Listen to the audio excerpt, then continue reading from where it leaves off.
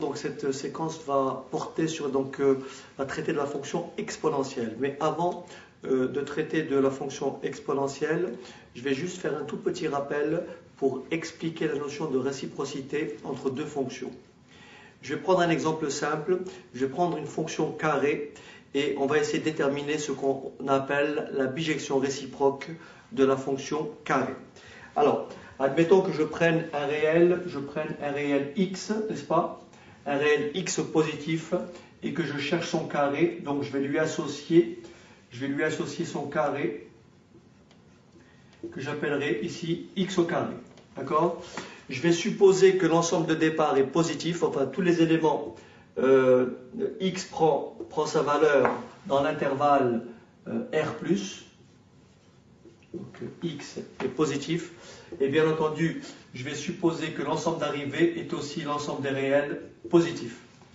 Alors si je prends par exemple, je dis quelle est l'image de 3 par la fonction carrée, je dis que l'image de 3 par la fonction carrée, c'est tout simplement 9. L'image de 7 par la fonction carrée, c'est tout simplement 49, puisque le carré de 7, c'est 49. Maintenant, on peut me demander quel est l'antécédent, autrement dit, quel est le nombre, quel est le réel positif dont le carré est égal tout simplement à 25.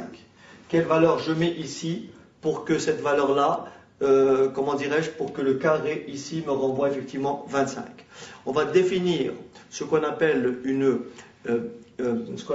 bijection réciproque et on va définir ainsi la fonction racine carrée. Voyez, donc la fonction racine carrée. Et donc la fonction racine carrée, autrement dit, si je veux déterminer l'antécédent de x au carré, je n'ai qu'à prendre la racine carrée de x au carré. Alors ceci peut être résumé par l'équivalence suivante. Regardez. Donc l'équivalence suivante, si je suppose que x est positif, et je suppose que y est positif. D'accord? X positif et y positif. Alors il faut savoir que y égale à x au carré équivaut à x égale à racine carrée de y. On dira que la fonction carrée et la fonction racine carrée sont des bijections réciproques l'une de l'autre. Autrement dit, bien entendu, en définissant pour l'ensemble de départ ici, l'ensemble des réels positifs, et bien entendu, l'ensemble d'arrivées est associé bien sûr l'ensemble des réels positifs. Donc autrement dit, la fonction carrée de R+ vers R+, réalise une bijection. Et sa bijection réciproque, qui bien sûr va de R+ vers R+, c'est tout simplement la fonction racine carrée. Ce qu'on a écrit ici. Donc regardez bien, x appartient à R+, et y appartient à R+. Autrement dit, si on me demande de résoudre cette équation-là, on me demande de résoudre cette équation-là dans R+, attention, je dis bien dans R+, je vais donc passer par la réciproque de la fonction carrée et dire que x est tout simplement égal à la racine carrée de 25, c'est-à-dire combien? 5. Attention, bien sûr, je suppose que x est, bien entendu, positif. Donc ça, c'est pour introduire, c'est pour montrer le lien entre la fonction logarithme et la fonction exponentielle. La fonction logarithme et la fonction exponentielle va avoir exactement le même type de comportement que la fonction carrée et la fonction racine carrée. Alors si on combine la fonction carrée et la fonction racine carrée, c'est-à-dire si on les compose successivement, autrement dit, si vous prenez un nombre, n'est-ce pas? Vous prenez un nombre positif, vous l'élevez au carré, donc on l'élève au carré, on obtient x au carré. Si on prend le résultat et qu'on cherche la racine carrée, on retombe sur x. Autrement dit, là, j'ai calculé la racine carrée. Ça s'écrit comment? Ça s'écrit tout simplement racine carrée de x au carré est tout simplement égal à x. Attention, toujours x au départ positif. De la même façon, si je prends un réel et je lui associe, toujours un réel positif, je lui associe sa racine carrée. Et si le résultat, je lui applique le carré, je retrouve bien sûr l'élément x de départ. Et ça s'écrit comment? Ça s'écrit tout simplement racine carrée de x, le tout au carré, est tout simplement égal à x. C'est ce qu'on appelle l'involution. Vous avez une fonction, vous la composez avec sa réciproque, vous retrouvez l'élément de départ. Donc en réalité, de façon générale, lorsque vous avez une fonction f et une fonction, vous avez une bijection f et vous avez sa réciproque f-1, il faut savoir que f de f-1 de x est tout simplement égal à x.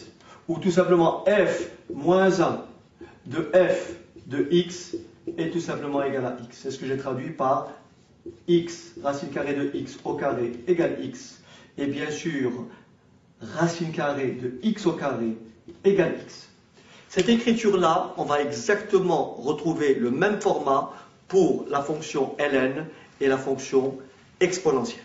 On peut donc déjà commencer à donner une première approche pour dire ce que représente la fonction exponentielle. Donc on peut dire tout simplement pour tout réel x, on appelle exponentielle, donc on appelle exponentielle de x, on appelle exponentielle de x, d'accord?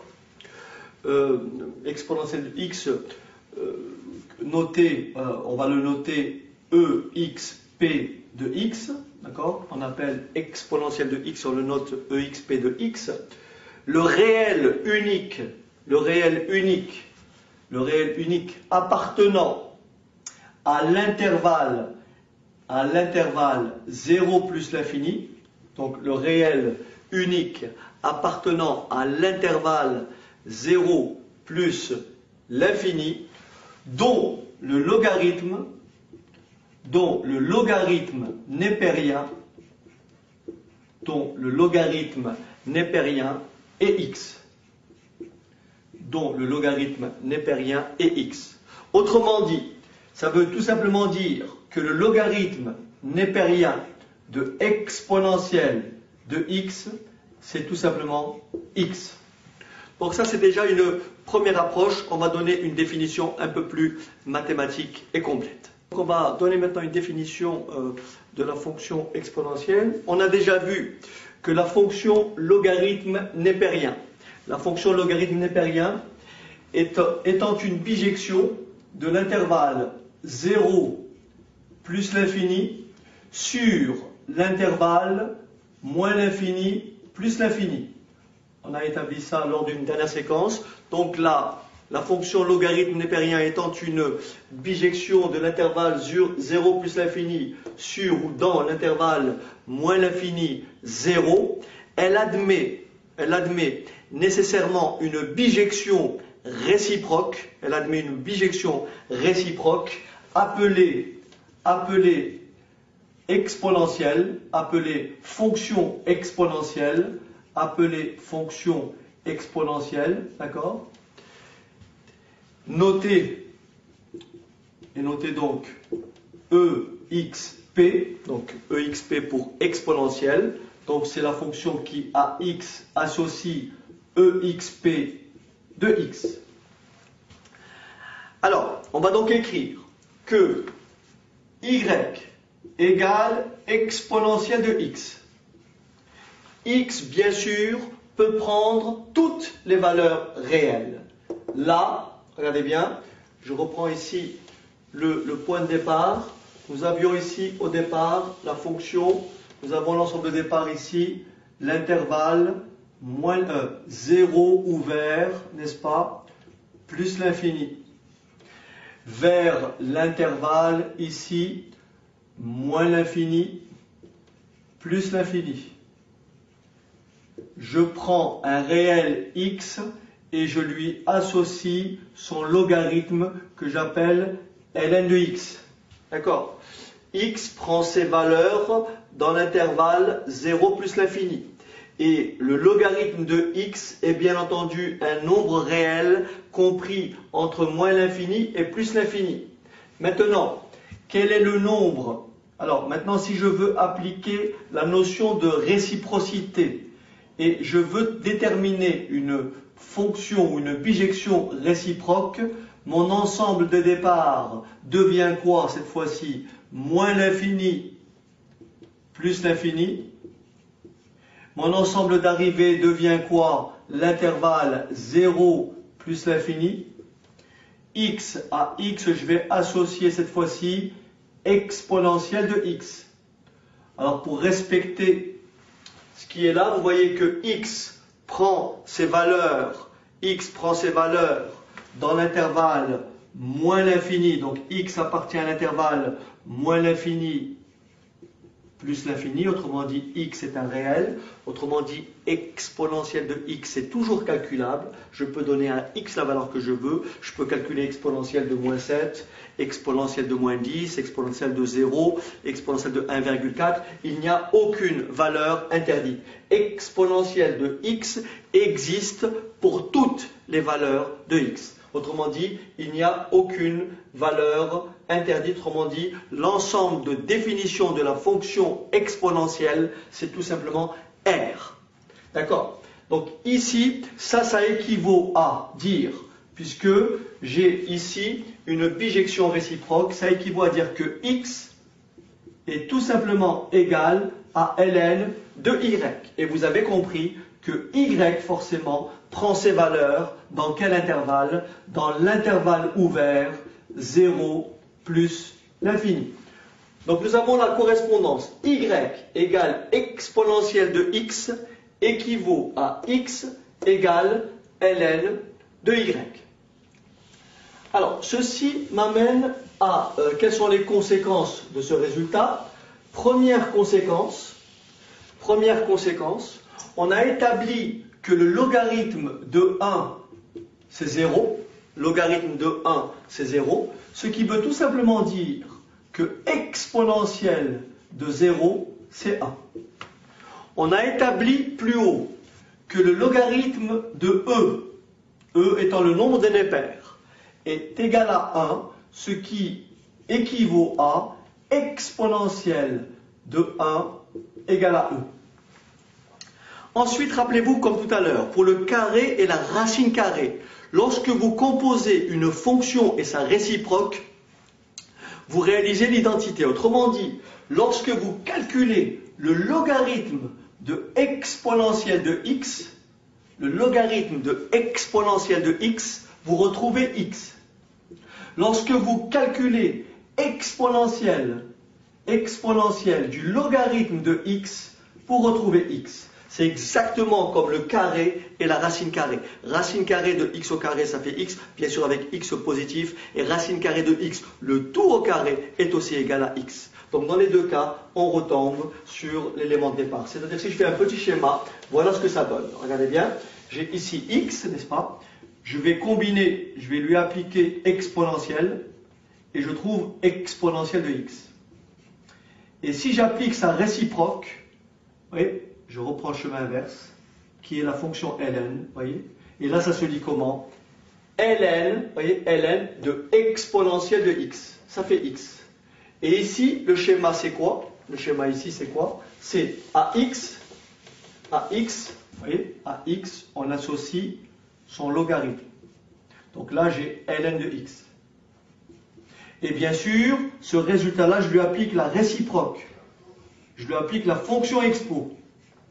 Et donc là, j'obtiens, regardez bien, L est exponentielle de ln de x, et bien entendu, égale à x. Donc voilà pour la première partie. Ok?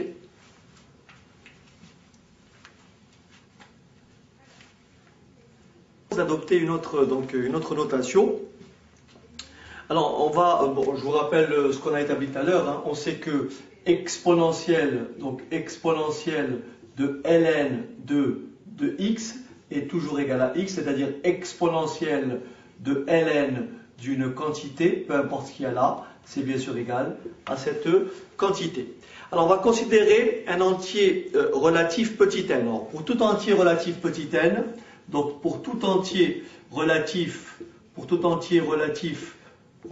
petit n, qu'est-ce qu'on a? On sait que ln de exponentielle de n, ça s'écrit n ln de e, et n ln de e, ln de e c'est bien entendu 1, donc n ln de e c'est n. Autrement dit, ln de exponentielle de n est égal à n.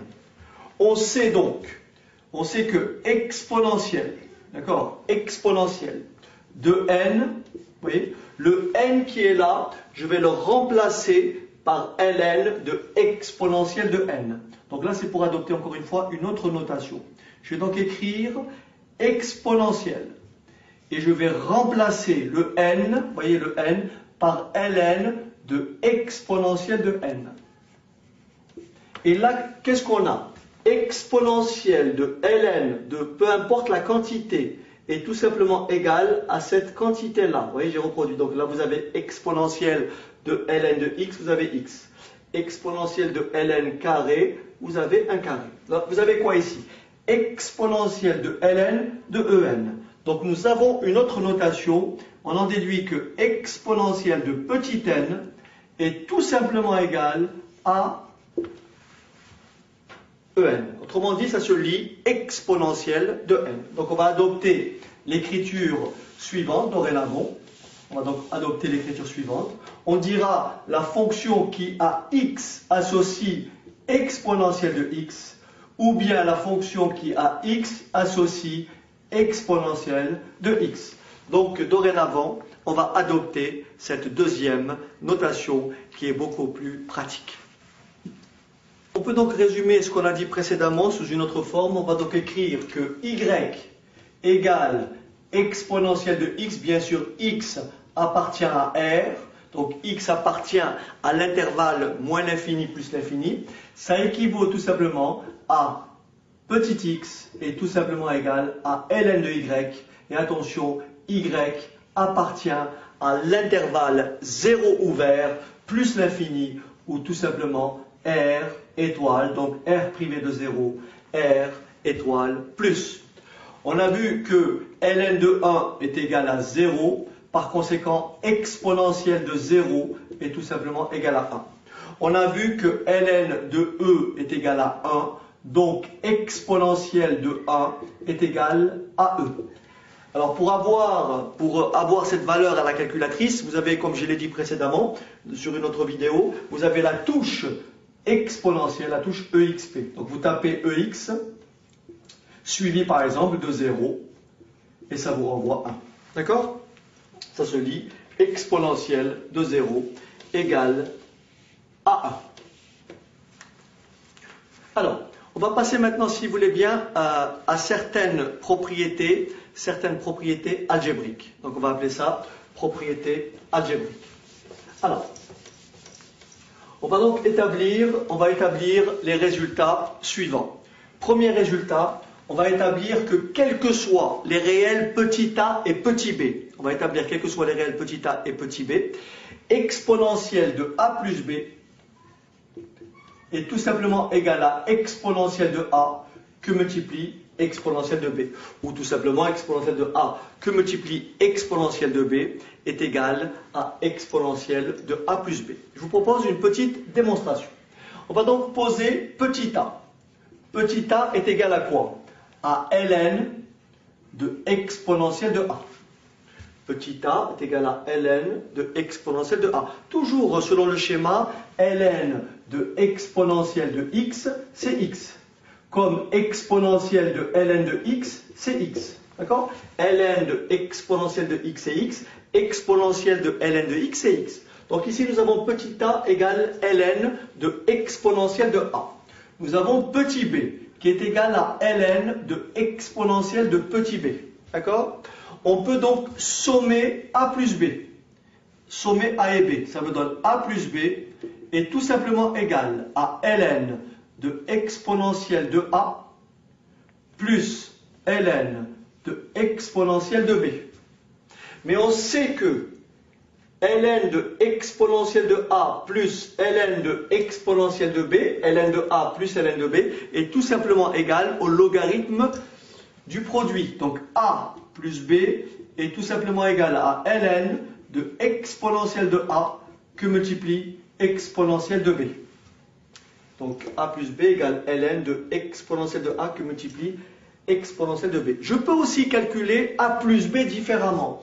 A plus b est tout simplement égal à ln de exponentielle de a plus b, en appliquant toujours cette relation. Vous voyez? Donc là, au lieu de x, je tape a plus b, donc ça me renvoie ici a plus b. Donc là, j'ai a plus b, là j'ai a plus b, ce qui implique quoi? L'égalité des deux.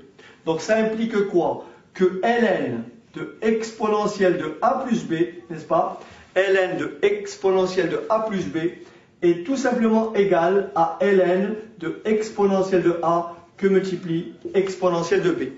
Et vous avez compris que la fonction ln est une fonction strictement croissante, n'est-ce pas? Elle réalise une bijection. Donc nous avons bien, si ln de a égale ln de b, alors petit a égale à petit b, ce qui me permet de conclure en écrivant donc exponentielle. Donc exponentielle de a plus b est tout simplement égal à exponentielle de a que multiplie exponentielle de b. Je vous propose maintenant d'établir un deuxième résultat. Deuxième résultat, c'est celui-là. Que je vais effacer. Alors, deuxième résultat, c'est celui-là. On va établir que exponentielle de a n, n'est-ce pas, est tout simplement égale à exponentielle de n fois a. Alors, exponentielle de a n est égale à exponentielle de n fois a. Qu'est-ce que j'ai? J'ai petit a qui est égal tout simplement à ln de exponentielle de a. J'ai n fois a, qui est égal à quoi? À n fois ln de exponentielle de a. J'applique les propriétés algébriques des logarithmes. Et j'écris donc que n fois a est égal à ln de exponentielle de a exposant n. Je peux aussi écrire que na est tout simplement égal au logarithme de exponentielle de n fois a. Vous voyez? Logarithme de ln de exponentielle de n fois a. J'ai ici n fois a, j'ai ici n fois a, donc je peux égaler. Ce qui m'implique quoi? Que le logarithme, n'est-ce pas? Le logarithme de exponentielle de a exposant n est égal au logarithme de exponentielle de n fois a. Pour la même raison que précédemment, la fonction ln étant strictement croissante, je suis autorisé à conclure en écrivant que exponentielle, donc a, le tout exposant n, est tout simplement égal à exponentielle de n fois a. Je vous donnerai quelques exemples numériques un peu plus tard. Je continue. Autre propriété algébrique. On va établir que exponentielle de moins a, ou plutôt exponentielle de moins b, est égale à 1 sur exponentielle de plus b. On va établir que exponentielle de moins b est égale à 1 sur exponentielle de plus b. Ici, je vais écrire moins b est tout simplement égal à logarithme de exponentielle de moins b. Moins b est égal à logarithme de exponentielle de moins b. Je peux aussi écrire que b est égal à ln de exponentielle de b. Et donc, je peux écrire que moins b est égal à moins ln de exponentielle de b. Je peux donc écrire que moins b égale à moins ln de exponentielle de b. Mais moins ln de exponentielle de b s'écrit aussi comment? Ln de l'inverse. 1 sur exponentielle de b. Là j'ai moins b et là j'ai moins b. Je peux donc égaler. je vais donc écrire que ln de exponentielle de moins b est tout simplement égal à ln de 1 sur exponentielle de moins b. Et le résultat, vous l'avez compris, ça me donne exponentielle de moins b est tout simplement égal à 1 sur exponentielle de plus b. Enfin, dernière propriété algébrique, d'accord? Dernière propriété algébrique, exponentielle de a moins b, exponentielle de a moins b est tout simplement égal, donc exponentielle de a moins b, est tout simplement égal à exponentielle de a sur exponentielle de b. Alors, qu'est-ce que c'est exponentielle de a moins b? C'est exponentielle de a plus moins b. On va appliquer la première propriété. Rappelez-vous, on a établi tout à l'heure, exponentielle de a plus b, c'est exponentielle de a que multiplie exponentielle de b. Donc ici, exponentielle de moins b. Vous voyez, je multiplie. Et on a établi plus haut que exponentielle de moins b, c'est quoi? C'est 1 sur exponentielle de plus b. Donc là, j'ai bien sûr toujours exponentielle de a moins b. Exponentielle de a moins b est tout simplement égal à exponentielle de a sur exponentielle de b. Alors, je vous propose quelques petits exercices d'application pour un petit peu maîtriser tout ceci. Quelques petits exercices donc algébriques. Si vous avez par exemple exponentielle de 2 que multiplie exponentielle de 3, c'est tout simplement exponentielle de 5. Si vous avez exponentielle de 5 au carré que multiplie exponentielle de moins 2, ça fait tout simplement exponentielle de 10 que multiplie exponentielle de moins 2, et ce qui vous donne tout simplement exponentielle de plus 8. Si vous avez donc un calcul comme ceci à effectuer ou à simplifier, exponentielle de 3x moins 1 que multiplie exponentielle de 1 moins x, n'est-ce pas? Vous n'avez tout simplement qu'à faire exponentielle de 3x moins 1 plus 1 moins x, ce qui vous donne tout simplement exponentielle de 2x, puisque moins 1 plus 1, ça fait 0. Un autre exemple, si vous avez à calculer, si vous avez à réduire ou à simplifier une expression de ce type sur exponentielle de 1 moins x, tout ce que vous avez à faire, c'est écrire exponentielle de 2x moins 1 moins 1 moins x, ce qui vous donne exponentielle de 2x moins 1 plus x, ce qui vous donne exponentielle de 3x moins 2. Un autre exemple, si on me demande par exemple de développer une expression puis de la simplifier, d'accord, vous avez par exemple f de x égale à 3 exponentielle de x moins 5, et on me demande de développer ça. Tout ce que j'ai à faire, c'est d'appliquer mon identité remarquable. Donc ça c'est a et ça c'est b, ça fait a au carré, donc 3 exponentielle de x le tout au carré, moins, donc je fais le produit, ça fait 15, le double produit, ça fait 30. Donc moins 30 exponentielle de x plus 25. Et là, bien sûr, je calcule, ça fait du 9 exponentielle de 2x moins 30 exponentielle de x plus 25. Enfin, si on me demande, rappelez-vous, si vous avez donc une fonction du type... une fonction définie ainsi, donc f de x définie par f de x égale exponentielle de x moins 7. Admettons, on me demande de résoudre cette équation. Autrement dit, quelle est la solution de l'équation exponentielle de x égale à combien? 0. Donc, tout ce que j'ai à faire, c'est écrire exponentielle de x est égal à 7. Et bien entendu, je vais passer par la réciproque de la fonction exponentielle, qui est la fonction comment? Logarithme. Donc, je vais écrire ici que x est tout simplement égal à ln de 7. D'accord? On verra des exemples un petit peu plus poussés tout à l'heure. Je vous propose d'aborder maintenant le sens de variation de la fonction exponentielle. Bien sûr, on peut tout de suite conclure, puisqu'on sait que la fonction exponentielle est une bijection réciproque de la fonction ln, qui elle est strictement croissante sur l'intervalle 0 plus l'infini. Par conséquent, on peut tout à fait déduire que la fonction exponentielle est une fonction quand même strictement croissante. Mais on va procéder un petit peu autrement. On va partir du principe que, donc, on va prendre x réel. on sait que ln de exponentielle de x, ln de exponentielle de x est tout simplement égal à x. X est un nombre réel. Donc pour étudier le sens de variation d'une fonction, il faut donc calculer sa dérivée et étudier le signe de cette dernière. D'accord?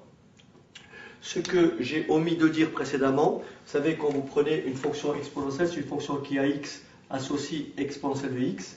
Et on a dit bien sûr que l'image de x par exponentielle de x était toujours un nombre comment? Strictement positif. Il faut savoir que quel que soit x appartenant à R, exponentielle de x me renvoie toujours un réel positif. Par conséquent, si je veux étudier le sens de variation de la fonction exponentielle, je pars de ln de exponentielle de x est égal à x. J'ai forcément la dérivée à droite est tout simplement égale à la dérivée à gauche est tout simplement égale à la dérivée à droite. Ici, j'ai ln de exponentielle de x, qui est de la forme ln de u. La dérivée de ln de u, c'est quoi? C'est u', n'est-ce pas? U' sur u. La dérivée de ln de u, c'est u' sur u. La dérivée de x, c'est 1. Conclusion, la dérivée de exponentielle de x, c'est tout simplement exponentielle de x. Donc la seule fonction qui admet pour dériver elle-même, c'est la fonction exponentielle. On sait que quel que soit x, exponentielle de x est strictement positif. Par conséquent, la fonction exponentielle admettant une dérivée positive est forcément strictement croissante sur R. La fonction exponentielle est une fonction strictement croissante sur R. Donc si on dresse son tableau de variation, on va tracer un tableau de variation qui a cette allure-là. Tableau de variation, rappelez-vous, l'ensemble de départ, c'est moins l'infini plus l'infini. L'ensemble d'arrivée, donc là nous avons la fonction expo, la dérivée. Là nous avons le signe, donc le signe de la dérivée. Là nous avons le sens de variation de la fonction exponentielle. D'accord? La dérivée est comment? Positive. Par conséquent, la fonction exponentielle est strictement croissante. Et qu'est-ce qu'elle fait la fonction exponentielle? Elle réalise une bijection de l'intervalle moins l'infini plus l'infini vers l'intervalle 0, n'est-ce pas? 0 plus l'infini. On verra tout à l'heure rapidement que la limite de exponentielle de x en plus l'infini, c'est plus l'infini. Et la limite de exponentielle de x en moins l'infini, c'est tout simplement 0. Donc ceci est le sens de variation de la fonction exponentielle. Alors, je vous propose, avant de tirer les conséquences de ce résultat-là, essayer de tracer la courbe représentative des deux fonctions, fonction ln et fonction exponentielle. Donc regardez bien ce qui se passe. On va tracer donc ici un repère. Là, je vais tracer la première bisectrice, c'est-à-dire la droite d'équation y égale x, qui passe par les points 1, 1, n'est-ce pas, 2, 2, etc. Donc là, vous avez la droite d'équation y égale x. Alors, je vais tracer la fonction ln. Elle passe par 1, 0. Rappelez-vous, elle passe par E1.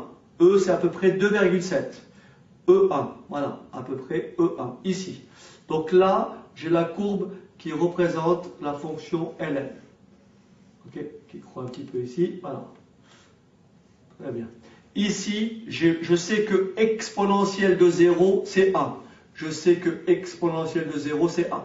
Je sais que exponentielle de 1, c'est E. Exponentielle de 1, c'est à peu près 2,7. Et vous avez compris que les deux courbes sont parfaitement symétriques par rapport à la première bisectrice. Autrement dit, ici, si vous prenez ce point-là et ce point-là, cette droite-là n'est autre que la médiatrice du bipoint. Donc là, vous avez la courbe qui représente la fonction ln, et là, vous avez la courbe qui représente la fonction exponentielle. Et vous remarquez quoi? Que la courbe qui représente la fonction exponentielle est toujours située au-dessus de l'axe des abscisses. Et pour cause, on sait que e de x est toujours strictement, très important, e de x est toujours strictement positif. Alors, quelles sont les conséquences de cette croissance de la fonction exponentielle? On en déduit quoi? On en déduit ceci.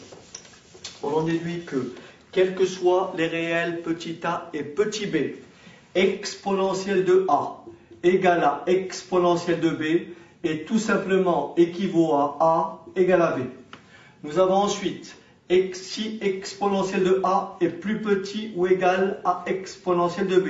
Ça équivaut tout simplement à a plus petit ou égal à b. Alors, exemple, si on vous demande de résoudre une équation de ce type, exponentielle de 3x moins 1 égale à exponentielle de x plus 8, tout ce que vous avez à dire, c'est dire que le domaine de définition de cette équation, c'est R. Il n'y a aucune valeur interdite. Par conséquent, toutes les solutions peuvent convenir dès lors qu'elles respectent l'égalité. Donc là, j'ai exponentielle de a égale exponentielle de b, si et seulement si 3x moins 1 égale à x plus 8. Je vous laisse résoudre cette équation très simple. Je passe le x de ce côté, ça fait donc 3x moins x, ça fait 2x. Je passe le moins 1 de l'autre côté, ça fait plus 9, plus 1. 8 plus 1, 9. D'où la solution, c'est x égale tout simplement à 9 demi. Bien entendu, là j'ai résolu une équation, mais j'aurais pu tout à fait avoir, à la place du signe égal, j'aurais pu avoir une inégalité, par exemple, plus petit ou égal. Dans ce cas-là, j'aurais eu plus petit ou égal partout. Autrement dit, j'aurais résolu tout simplement une inéquation ici du premier degré à une inconnue. D'accord? Donc ce résultat est vraiment fondamental. On peut prendre plusieurs exemples différents. Si on vous demande de résoudre une équation de ce type, exponentielle de, je ne sais pas moi, de 3x2 moins 1 égale à exponentielle de x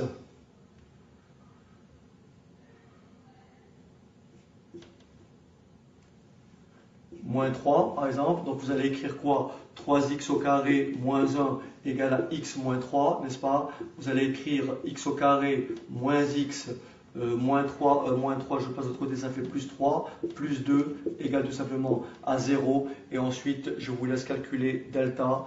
Delta égale à b carré, donc 1 moins 4ac, 4 fois 2, 8, 8 fois 3, 4 fois 2, 8, 8 fois 3, 24, donc moins 24, ce qui fait moins 23. Comme delta est négatif, cette équation n'admet aucune solution. Maintenant, si vous voulez bien, on calcule de certaines limites. Alors je les énonce. On va établir que la limite de exponentielle de x lorsque x tend vers plus l'infini, c'est tout simplement plus l'infini.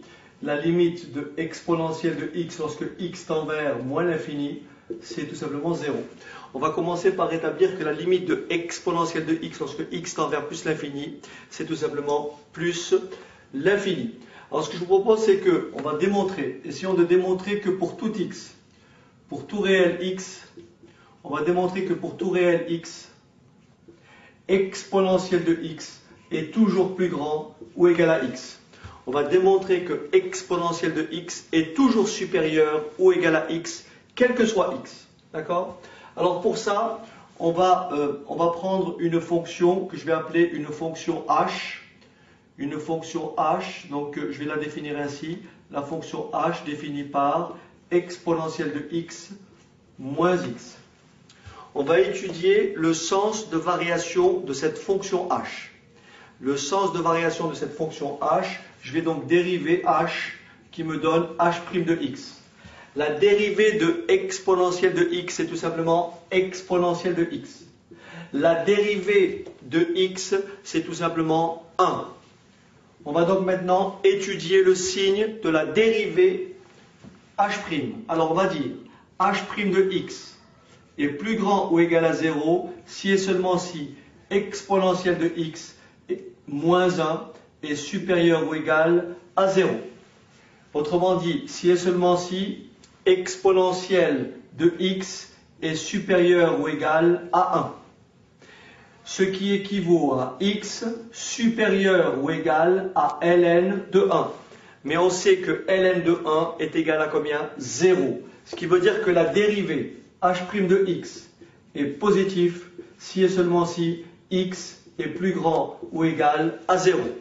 Autrement dit, la fonction h, elle sera décroissante sur l'intervalle moins l'infini 0 et strictement croissante sur l'intervalle 0 plus l'infini. je vous propose de dresser le tableau de variation. N'oubliez pas ce qu'on essaie de montrer. On essaie d'établir le résultat suivant. On essaie de montrer que quel que soit x, exponentielle de x est toujours supérieur ou égal à x. Alors, on va dresser le tableau de variation que voici. Le tableau de variation que voici. Donc ici, j'ai x. Là, j'ai h' de x. Et là, j'ai h. Et là, j'ai la fonction h. La fonction f, la fonction h, le domaine d'étude, c'est moins l'infini plus l'infini. On a établi que la dérivée s'annule en 0. Là, j'ai un signe plus et là, j'ai un signe moins. Donc là, j'ai une fonction h qui décroît et là, j'ai une fonction h qui croît.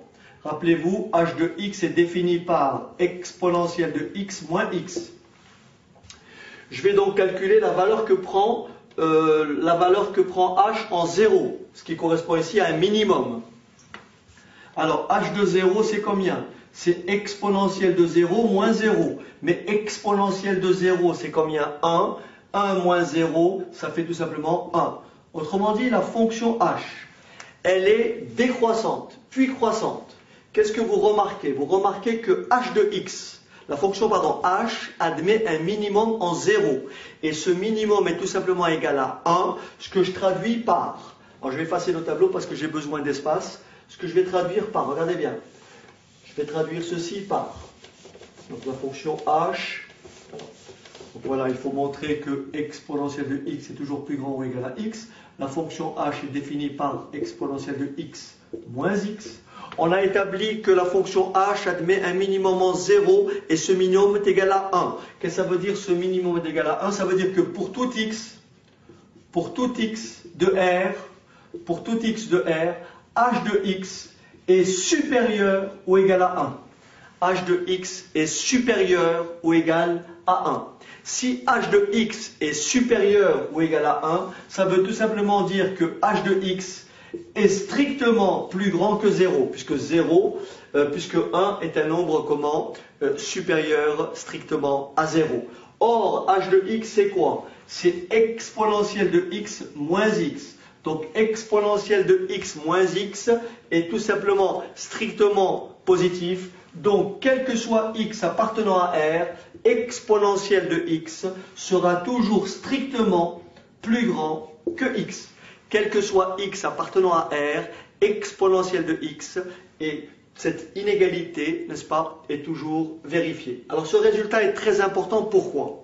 Parce que si on veut calculer ou déterminer la limite de exponentielle de x en plus l'infini, vous avez compris par le théorème des comparaisons de limites, cette valeur-là, x tend vers plus l'infini, comme exponentielle de x est supérieure à x, alors il vient tout de suite que la limite de exponentielle de x, n'est-ce pas? La limite de exponentielle de x lorsque x tend vers plus l'infini est tout simplement égale à plus l'infini. Donc je répète, comme exponentielle de x est strictement plus grand que x, quel que soit x appartenant à R, et que la limite de x en plus l'infini c'est plus l'infini, il vient que la limite de exponentielle de x en plus l'infini est aussi plus l'infini. On va passer ensuite à la limite en moins l'infini. Pour établir ce résultat, on va écrire donc la limite. On a établi que la limite de exponentielle de x lorsque x tend vers plus l'infini est égale à quoi? À plus l'infini. On va maintenant essayer de déterminer, calculer la limite de exponentielle de x lorsque x tend vers moins l'infini, et on va montrer que cette limite est bien égale à 0. Alors ce qu'on va faire un changement de variable très simple. Posons, n'est-ce pas, grand X égale à moins X. Posons grand X égale à moins X. Est-ce qu'on est d'accord que si petit x tend vers moins l'infini, alors grand X tend vers plus l'infini. Pourquoi? Parce que grand X est tout simplement l'opposé de petit x. Grand X égale à moins X. Donc si petit x tend vers moins l'infini, grand X tend vers plus l'infini. On peut, d'après les propriétés algébriques précédentes, on sait que exponentielle de x s'écrit 1 sur exponentielle de moins x. Ou bien exponentielle de moins x écrit 1 sur exponentielle de x. C'est pareil. Donc exponentielle de x est égal à 1 sur exponentielle de moins x. Or, moins x est égal à grand x. Ce qui me donne 1 sur exponentielle de grand x.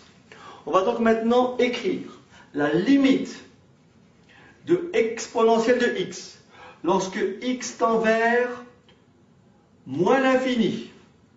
Lorsque x tend vers moins l'infini est égal à quoi? À la limite, lorsque grand x tend vers plus l'infini, de quoi? De 1 sur exponentielle de grand x. Lorsque grand x tend vers plus l'infini, de 1 sur exponentielle de grand x. Or, on a établi plus haut que la limite de exponentielle de grand x, lorsque grand x tend vers plus l'infini, c'est ici, est égal à plus l'infini. Donc le dénominateur tend vers plus l'infini. On sait que 1 sur plus l'infini, ça fait tout simplement 0, d'où le résultat, la limite de exponentielle de x, lorsque x tend vers moins l'infini, est bien égale à 0. Alors, on ne va pas démontrer les limites qui viennent, mais je les énonce assez rapidement. Voilà ce qu'il faut savoir en termes de croissance comparée, comme on l'a vu avec la fonction ln. Alors voilà ce qu'il faut voir. Donc je vous laisse un petit peu lire. C'est bon, ok. Alors, il faut savoir, pour retenir la limite suivante. La limite de exponentielle de x sur x, lorsque x tend vers plus l'infini, est tout simplement égale à plus l'infini. La limite de exponentielle de x sur xn pour n positif, ou pour n entier relatif, qu'est-ce que je dis? Pour n strictement positif. Donc exponentielle de x sur xn est tout simplement encore égal à plus l'infini. C'est-à-dire que le numérateur croît beaucoup plus vite que le dénominateur. Nous avons une autre limite, la limite de x exponentielle de x lorsque x tend vers moins l'infini égale 0. Et vous pouvez ici mettre ici xn ou x alpha, alpha positif, lorsque x tend vers moins l'infini, ça fait de nouveau 0. Ok, une dernière chose. On a dérivé exponentielle de x et on a trouvé tout simplement exponentielle de x. On peut maintenant retenir que la dérivée de exponentielle de u, c'est tout simplement u' exponentielle de u. La dérivée de exponentielle de u, c'est u' exponentielle de u. Exemple, la fonction f définie par exponentielle de x carré moins 5x plus 1, la dérivée de f, c'est tout simplement la dérivée de tout ça, c'est-à-dire mon u de x, c'est x carré moins 5x plus 1, donc ma dérivée est tout simplement égale à 2x moins 5 exponentielle de x carré moins 5x plus 1, autrement dit u', EU.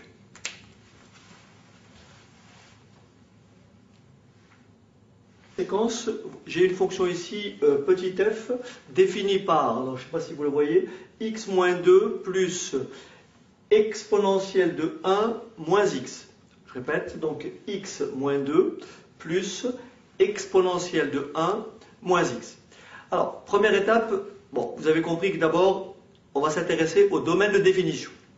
Le domaine de définition de cette fonction, il est clair que j'ai ici x moins 2 est toujours calculable. Autrement dit, il n'y a aucune valeur interdite.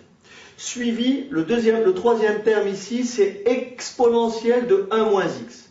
1 moins x est toujours calculable.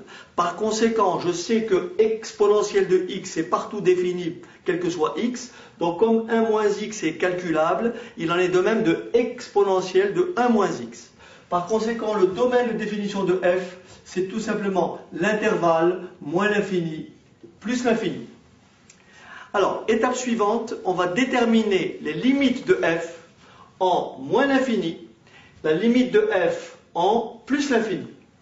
Alors, si je commence par la limite de f en plus l'infini, Je commence par la limite de f en plus l'infini. C'est beaucoup plus facile et je vais traiter le second cas, la limite de f en moins l'infini. Et éventuellement, essayer de déterminer s'il y a une asymptote qui n'est ni verticale ni horizontale, mais qui est une asymptote oblique. Ensuite, on va passer à la dérivée de f, étudier le sens de variation de f et effectivement conclure. Alors regardez bien. Je vais commencer par calculer la limite de f de x lorsque x tend vers plus l'infini. Qu'est-ce que vous voyez? Ici, j'ai d'abord la limite de x moins 2 lorsque x tend vers plus l'infini.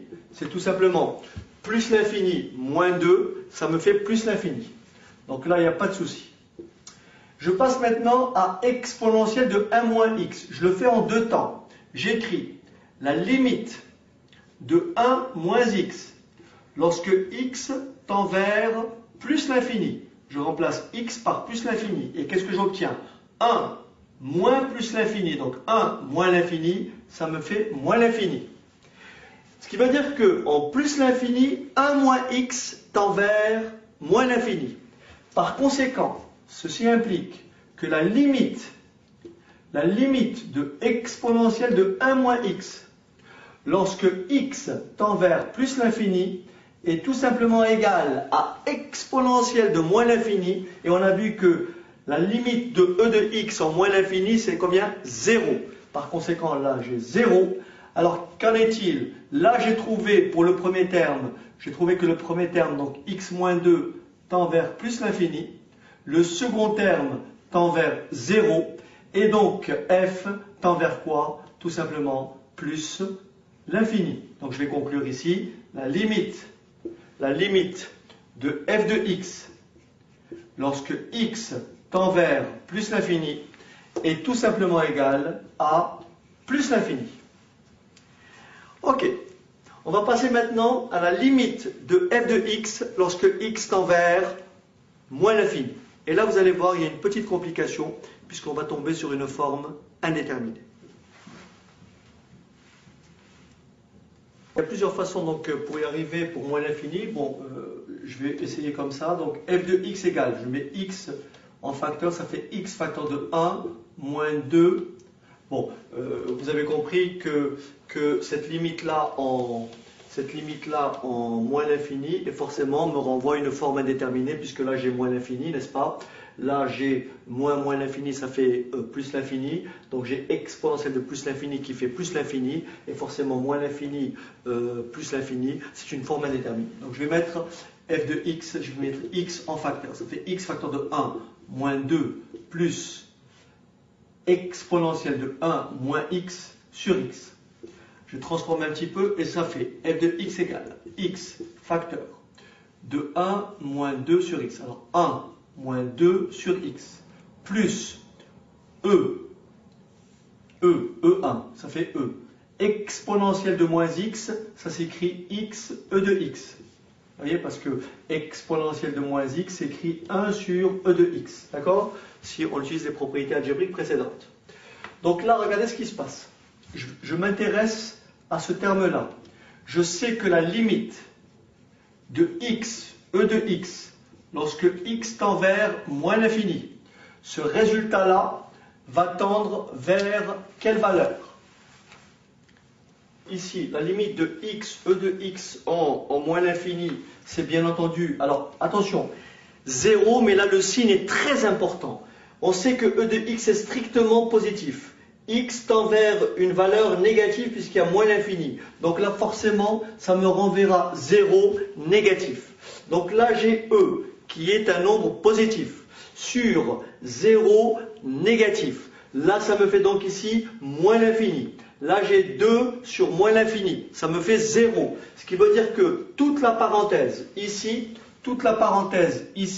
va tendre vers moins l'infini.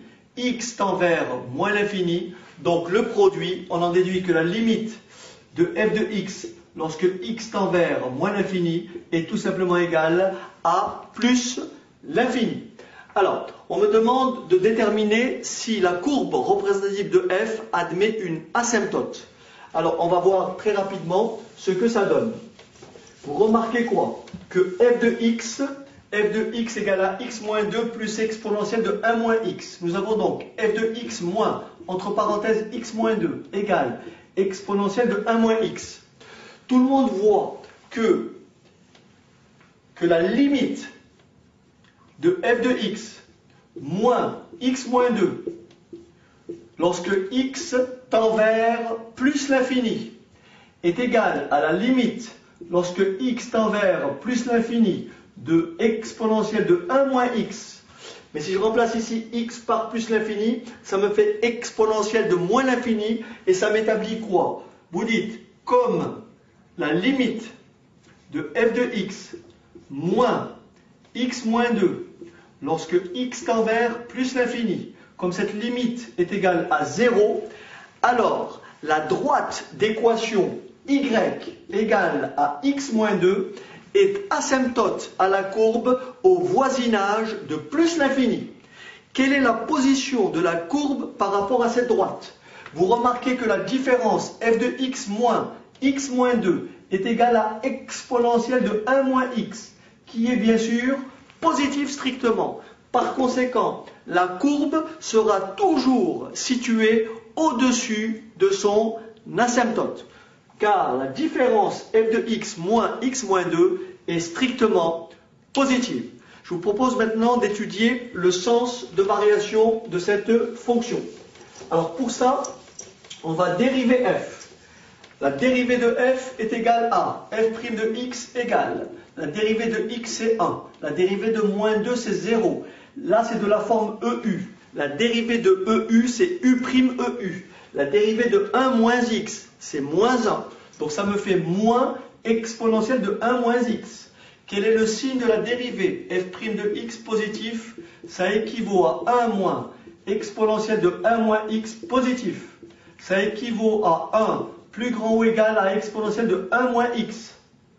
D'accord? Donc je vais écrire dans l'autre sens. Ça me fait exponentielle de 1 moins x plus petit ou égal à 1.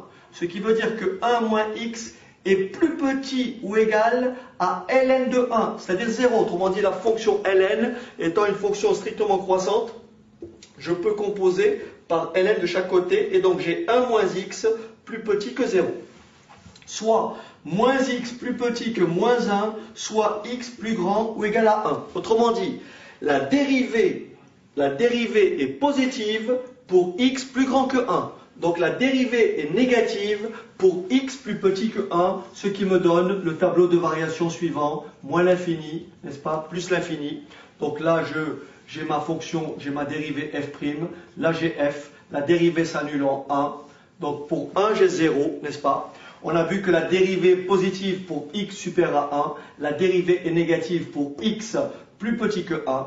Donc ici, j'ai une fonction qui est comment? Décroissante, puis une fonction qui est comment? Croissante. J'avais trouvé que pour plus l'infini, c'était plus l'infini, et pour moins l'infini, c'était plus l'infini, et pour plus l'infini, c'était aussi plus l'infini. Je remplace x par 1, ça me donne 1 moins 2, ça fait moins 1, 1, moins 1, 1 moins 2, moins 1, 1 moins 1, 0, exponentielle de 0, ça fait 1, et bien sûr, moins 1 plus 1, ça fait bien 0. Donc ceci complète le corrigé de l'exercice. Alors merci d'avoir suivi cette séquence.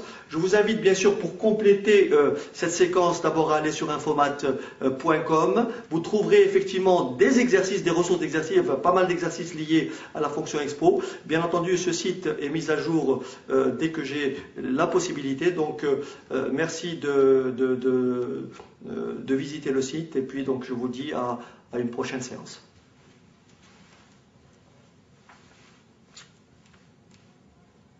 Tracer la courbe pour voir un peu la partie asymptotique, etc. Donc on va tracer la courbe si vous